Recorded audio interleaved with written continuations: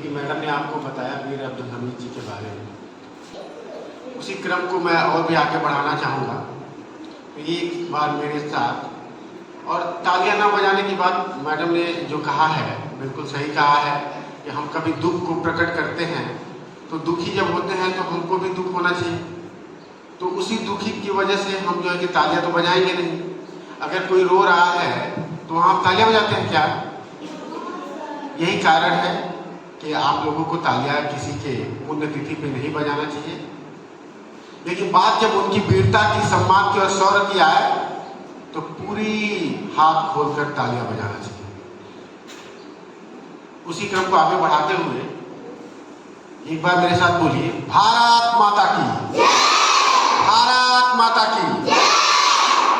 प्यारे बच्चों एवं मेरे शिक्षकों, आज का दिन हम सभी भारतवासियों के लिए गौरवान्वित करने का दिन है। आज का दिन हमें एक ऐसे भारतीय सिपाही की याद दिलाता है जो देश के लिए अपने जीवन को कुर्बान किया और वीरगति को प्राप्त किया। जी हाँ, आज मैं अपने गाजीपुर की धरती के एक ऐसे सिपाही की याद दिलाता हूँ जिन्होंने अपने एक जीप की मदद से पाकिस्तान के 7 टैंकर को उड़ा फेंका।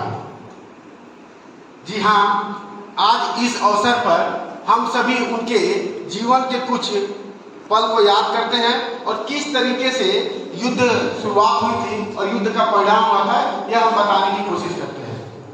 भारत में अस्थिरता उत्पन्न करने और शासन व्यवस्था के खिलाफ विद्रोह भड़काने और अपनी योजना को ऑपरेशन जिब्राल्टर के तहत पाकिस्तानी सेना ने भारतीय सीमा में जम्मू कश्मीर में लगातार घुसपैठ करने की गतिविधियां शुरू कर दी।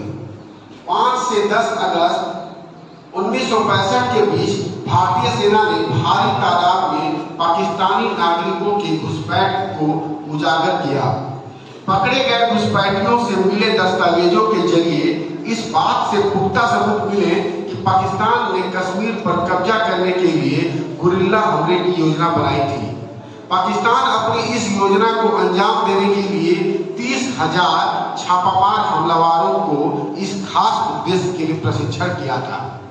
8 सितंबर 1965 की रात में पाकिस्तान द्वारा भारत पर हमला करने पर उस हमले का जवाब देने के लिए भारतीय सेना के जवान उनका मुकाबला करने के लिए खड़े हो गए।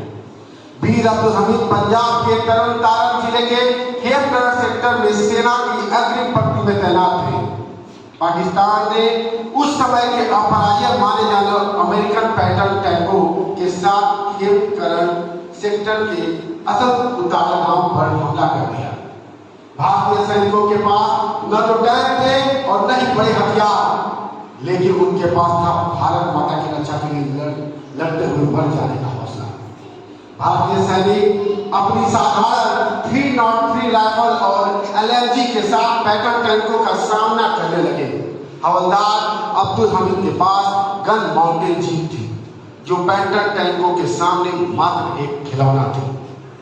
अब्दुल हमीद ने अपनी जीप में बैठकर अपनी गन से पैटर्न टैंकों के कमजोर अंगों पर एकदम सटीक निशाना लगाकर एक एक कर ध्वस्त करना प्रारंभ कर दिया और उनको ऐसा करते देख अन्य सैनिक का हौसला बढ़ गया और देखते ही देखते पाकिस्तानी फौज में भगदड़ मच गई।